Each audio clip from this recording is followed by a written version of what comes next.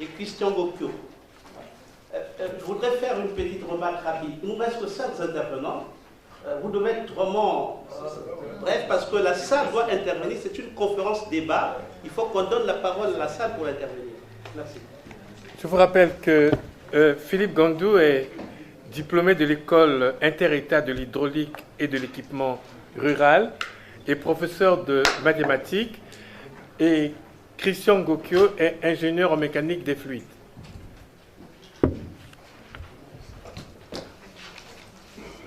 Alors je vais essayer d'être effectivement assez bref. Parler de l'eau, problème assez vaste. L'eau, c'est la vie. J'ai entendu mes intervenants tout à l'heure déjà l'évoquer assez rapidement, le problème de l'eau au Congo.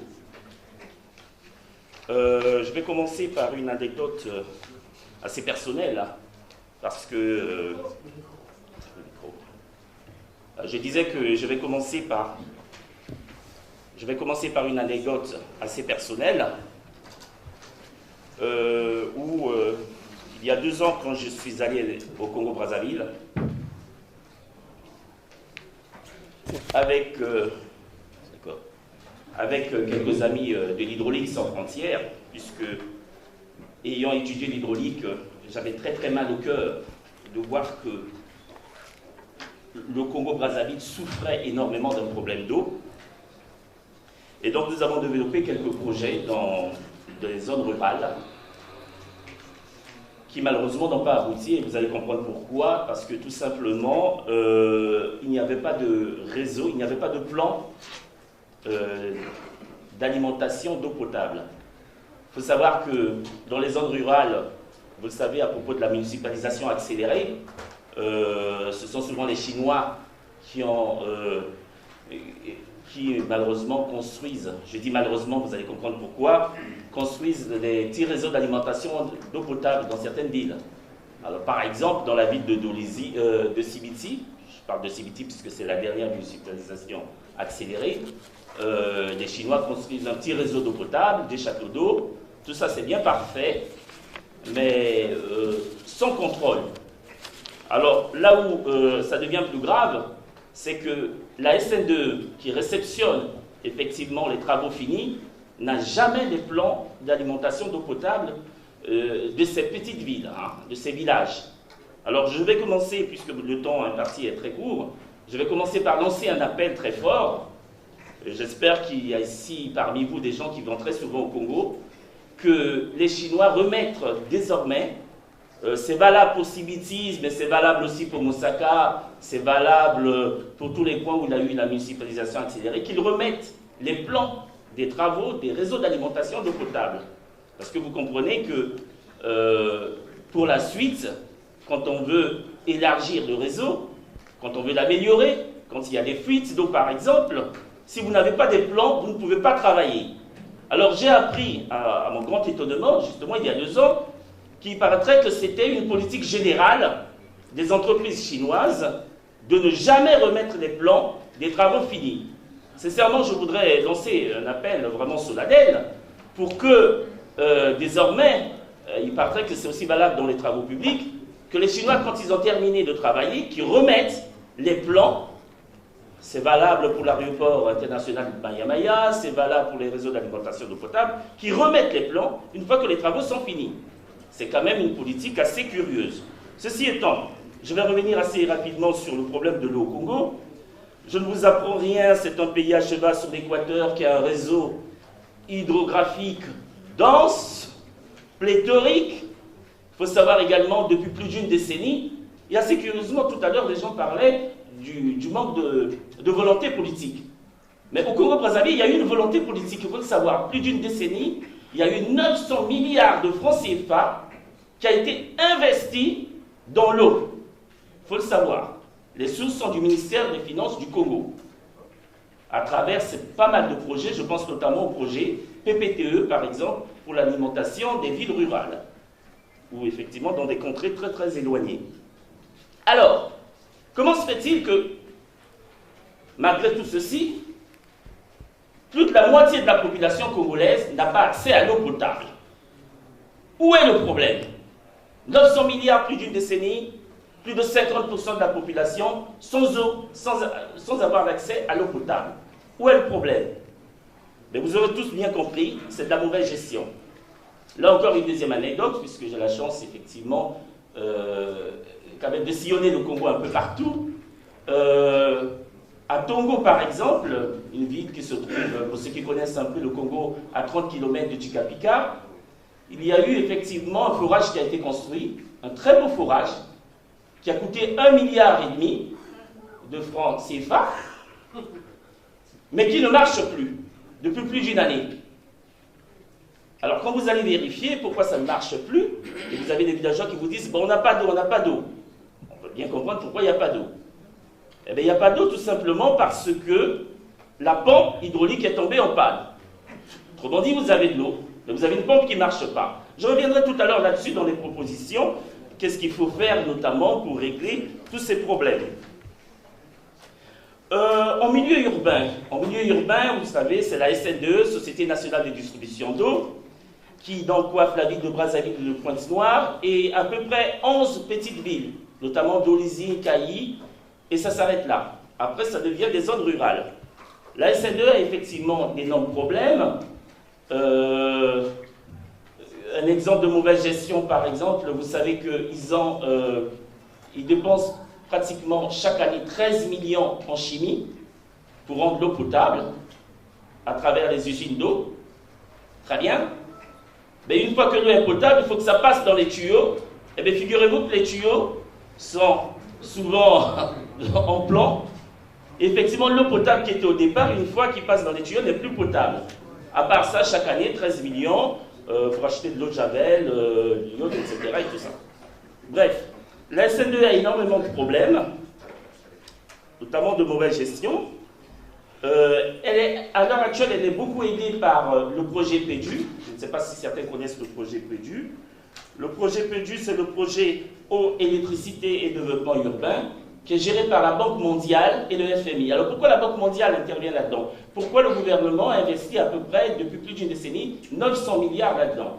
Eh bien tout simplement, dans le cadre du projet du millénaire, le Congo doit atteindre un seuil au niveau de l'eau potable.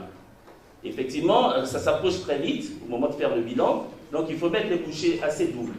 Et donc le projet PEDU assiste donc la SNDE, notamment pour les villes de Brazzaville et de Pointe-Noire, pour l'amélioration et la qualité et l'exploitation de l'eau potable. Alors ce projet PEDU, il y a une société française qui a gagné le marché, qui est Veolia. Veolia assure donc, grâce au projet PEDU, arrive à faire quelques canalisations au niveau de Brazzaville et de Pointe-Noire. Mais d'une manière générale, on reviendra pour l'énergie. Le problème crucial, c'est le problème du réseau. On aura toujours des problèmes de l'eau au Congo. Quand vous ne verrez pas toutes les rues de Brazzaville, de Pointe-Noire, de Dolisie, de Kayi et d'ailleurs, avec des tranchées où des gens sont en train de poser des tuyaux. Le problème de l'eau, le problème fondamental, c'est un problème de réseau. C'est bien d'avoir des productions d'eau, des usines à eau. J'ai appris qu'on allait inaugurer d'ailleurs très bientôt l'usine de Njiri. Construit encore, c'est un hasard par les Chinois. Cette fois-ci, j'espère qu'ils vont laisser les plans. Mais tant qu'on ne fera pas de réseau pour alimenter cette eau potable, on aura toujours des problèmes d'eau au Congo. Il faut savoir aussi, et là je voudrais ouvrir une petite parenthèse sur tout ce qui est forage au Congo, ce n'est pas la panacée les forages. Pour ceux qui connaissent bien le Congo-Brazzaville par exemple, si vous allez en partant de, disons, d'Oyo, et quand vous descendez jusqu'à Gongoma, si vous avez fait la route une fois, vous allez voir que vous êtes toujours en train de descendre. Vous descendez. Autrement dit, construire des forages entre Oyo et Gongoma, ça n'a aucun sens. Parce que les ruissellements, le bassin hydrologique fait qu'il y a des ruissellements d'eau en bas.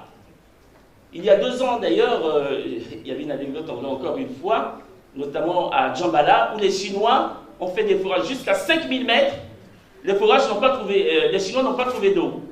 Et ils étaient là tous en train de dire, ben dis donc, ils sont très forts, hein. Ils sont allés jusqu'à 5000 mètres à Djambala et ils n'ont pas trouvé d'eau. Ben, attendez, tout Congolais, c'est qu'à Djambala, il n'y a pas d'eau, hein. C'est même bien faire des forages. Qu'est-ce qu'il faut faire dans ce cas? Il faut aller à la Kénie et faire des prises d'eau, en fait, en réalité. Les forages, ce n'est pas la panacée. C'est dommage qu'on développe cette idée tout simplement parce que c'est l'intérêt individuel au détriment de l'intérêt collectif. Il n'y a pas d'eau, je fais le forage dans ma maison. Il n'y a pas de courant, ben, j'achète un groupe électrogène. L'intérêt individuel au détriment de l'intérêt collectif. C'est l'idée générale sous-jacente dans tout ça. Et donc, face à ça, en plus après, finalement, les Chinois, je termine un peu l'anecdote, finalement, les Chinois sont partis faire une prise d'eau. Autrement dit, on a dépensé des milliards, jusqu'à 5000 mètres à forer, pour ne pas trouver d'eau. Les forages au Congo se font sans études géotechniques, sans études géophysiques, sans études hydrogéologiques. Ce qui n'est pas normal. On pourrait éviter justement de creuser, ça ne sert à rien de creuser si on sait très bien qu'il n'y a pas d'eau. Et comme au Congo il pleut partout, si vous enlevez donc l'azote des plateaux, on est sûr que même dans le Kwilu, en creusant un tout petit peu, on va trouver d'eau. Mais ça va durer combien de temps? Ça va durer 6 mois, tout simplement. Je ne voulais pas rentrer tout à fait dans la technique, sinon ça va énormément vous fatiguer. Mais grosso modo, faire un forage, c'est dans une nappe d'eau.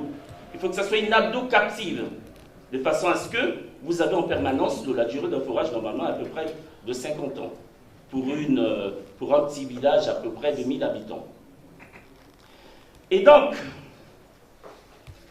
face à tout cela, que faut-il faire? Pour terminer quand même toutefois, avant de passer aux propositions, dernier exemple, je vous disais tout à l'heure qu'il y a vraiment une volonté politique. Il y a une volonté politique, et le gouvernement s'étant rendu compte de tous ces échecs, a développé maintenant le nouveau projet que vous connaissez tous, Eau pour tous, 4000 forages. Très bien. Géré cette fois-ci, alors on ne sait pas si c'est dû au ministère si c'est des difficultés du ministère de l'Hydraulique. D'une manière générale, au Congo, il faut savoir qu'il y a 4 services qui s'occupent de l'eau. Il y a les grands travaux, à travers les municipalisations accélérées. Il y a, depuis 3 ans, 4 ans, les travaux publics. Il paraîtrait que c'est la poule aux yeux d'or faire des forages. Donc les travaux publics ont aussi acheté du matériel pour faire des forages. Il y a évidemment le ministère de l'Hydraulique, qui normalement, c'est par essence, normalement, son travail. Et si vous voulez, tout ça, c'est sans coordination. Chacun travaille de son côté. Ce qui occasionne évidemment beaucoup de doublons, en réalité. Et quelquefois, on pourrait mutualiser en se disant par exemple que si la SN2 avait déjà eu à faire des forages à tel endroit, ça ne sert à rien qu'au niveau de la municipalisation accélérée, ça ne sert à rien que le ministère des Travaux publics aille faire des forages au même endroit. Voilà, tout ça c'est sans coordination, et pourtant il y a beaucoup d'argent qui passe. Et donc je terminerai dans ma description avec le projet Eau pour tous, qui concerne uniquement les zones rurales. Eau pour tous organisé par Asperbra. C'est Asperbra qui gère ça. Il faut savoir qu'Asperbra, c'est une société, il y a 10 ans, qui vendait des tuyaux PVC à Rio de Janeiro. Donc ils ont eu, semble-t-il, au Congo-Brazzaville, un grand marché, 4000 forages, gérés directement, assez curieusement, par la présidence de la République. Le ministère de l'Hydraulique n'est pas du tout au courant du projet Eau pour tous. C'est un projet qui est directement géré par la présidence de la République. Est-ce à cause des échecs précédents, où il y a quand même eu 900 milliards de francs CFA en plus de 10 ans qui n'aboutit à rien du tout? C'est à voir. Toujours est-il que ce qui est inquiétant dans tout ça, c'est que l'exploitation de l'eau potable devrait être une exploitation, c'est une zone régalienne. Vous ne pouvez pas mettre l'exploitation de l'eau potable, ce n'est pas faire de la xénophobie aux mains des étrangers. Je dois vous dire qu'au Congo, il y a quelqu'un tout à l'heure qui a parlé des fibroles. Le taux de morbidité, le taux de mortalité est très élevé au Congo à cause de l'eau potable. Et c'est un poison qui tue à petit feu. Vous avez énormément de gens qui se disent bien portants, qui boivent soi-disant de l'eau potable, et qui, peut-être que dans 20 ans, dans 25 ans, disons même dans 50 ans, vont développer curieusement certaines maladies, dont on ignore vraiment les causes. Ce n'est pas un domaine, et c'est vraiment faire de l'alternance politique, c'est vraiment ne pas mettre la charrue avant les bœufs, parler du problème de l'eau potable, car c'est un poison qui tue à petit feu au Congo depuis plus de, je dirais, de 2 décennies à peu près. Donc le projet Asperbra, personne ne contrôle, ils ont un camion avec un appareil de forage derrière, ils vont dans un petit bled, comme ça il reste 2-3 jours, ils creusent sans études, ils creusent, il y a de l'eau, ils posent les pompes, ils s'en vont, ils vont ailleurs, sans aucun contrôle.